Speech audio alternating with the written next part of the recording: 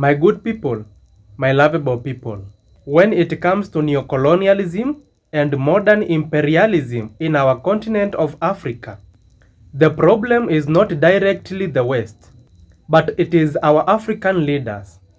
That minister, that prime minister, that politician, that president, that man in the suit all the time. If we were to tell the Western exploiters and leaders to leave Africa alone, to stop their military control and occupation, and to stop the extraction of our natural resources, they would probably leave our continent. But we can't, because our own leaders have given them the permission to stay. They open the gates of exploitation, not out of ignorance, but for personal gain. When these leaders allow the West to manipulate us, even with neo-colonialism, that is through their language, debt, currencies, fashion, or trade agreements, they receive private tokens. Not taxes to build our nations, but bribes to fill their pockets. These are not leaders of vision. They are self-centered men in suits, servants of greed, rather than guardians of their people's destiny. Corrupt black individuals. Our leaders are not statesmen. They are dictators who follow the deceptive force of civilization built on greed. A true statesman thinks of generations. A greedy politician thinks only of himself. When Captain Ibrahim Traoré took over power in Burkina Faso, he did not beg France or its neo-colonial forces to leave. He commanded them to go, and they obeyed. He reclaimed the ministries that used to serve the interest of the foreign man, that is the Ministry of Land and Mining, and which holds the key to Africa's wealth. He nationalized control over gold, manganese, and other minerals, asserting that these resources belong to the Burkinabe people. Traoré did not negotiate for personal favors. He refused to exchange the soul of his nation for a personal private token. Instead, he secured his country's resources for future generations. That is statesmanship. Fearless, visionary, and rooted in self-determination. Now, imagine if every African leader acted with such conviction, rejecting exploitative deals, empowering African entrepreneurs to own mines, and establishing refineries within our land. Africa has the talent, the intelligence, and the will. What we lack is leadership with courage. Our leaders are silently signing deals and contracts that weaken our economy and surrender our sovereignty. The tragedy unfolding in Sudan is a perfect example.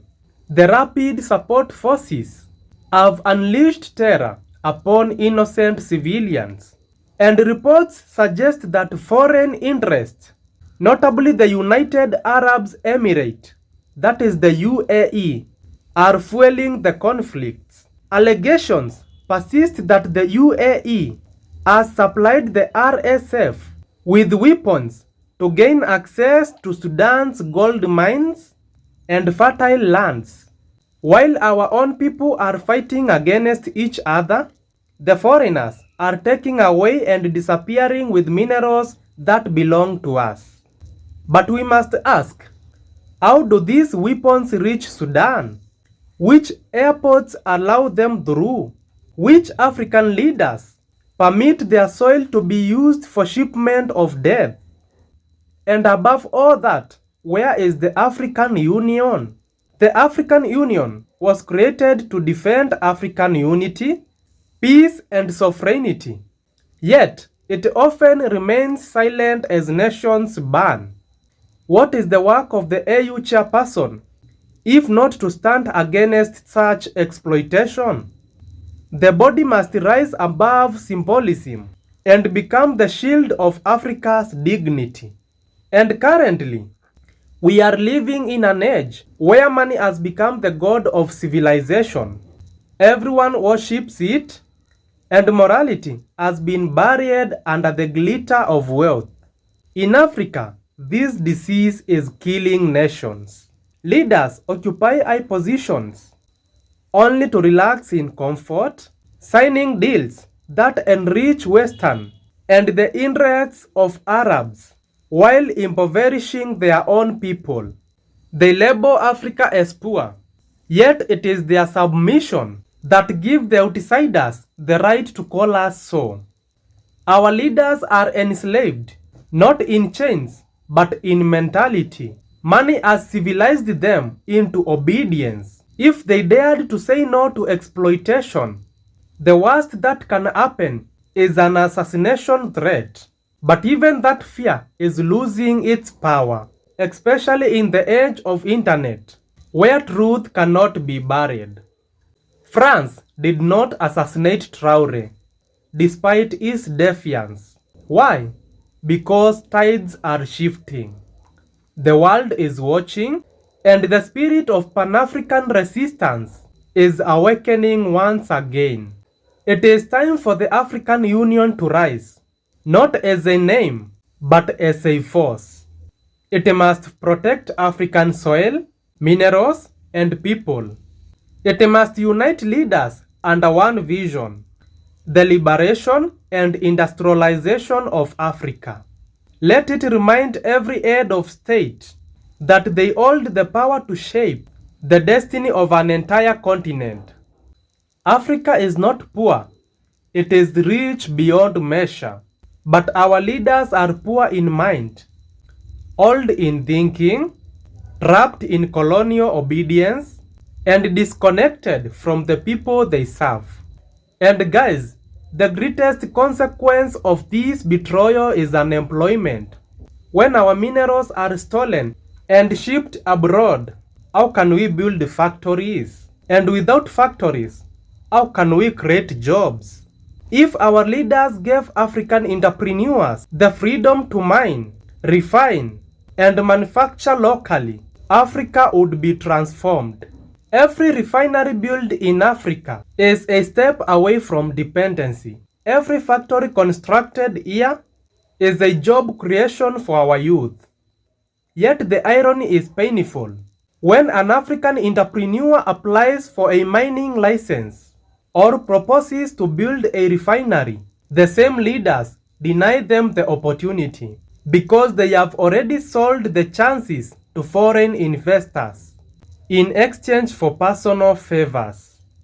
The West extracts our minerals, refines them abroad, and builds industries that create jobs for their own youths. Then they invite our own educated youth to come and serve them, to drive their trucks, clean their houses, work in their gardens, and care for their pets. The same youth who could have built empires here become servants elsewhere. What I call modern slavery. What if we refined these minerals here, build factories here, and industrialized our land? Nobody would have to migrate in search of work. We would export finished goods, not raw pain. And guys, it all begins with our leadership. Leaders who are statesmen, not opportunistic hold men. Leaders who see beyond the glitter of foreign reward. Leaders who have the courage to chase away foreign manipulation and put Africa first. For Africa is rich, the soil is rich, the people are rich, and the minds are rich.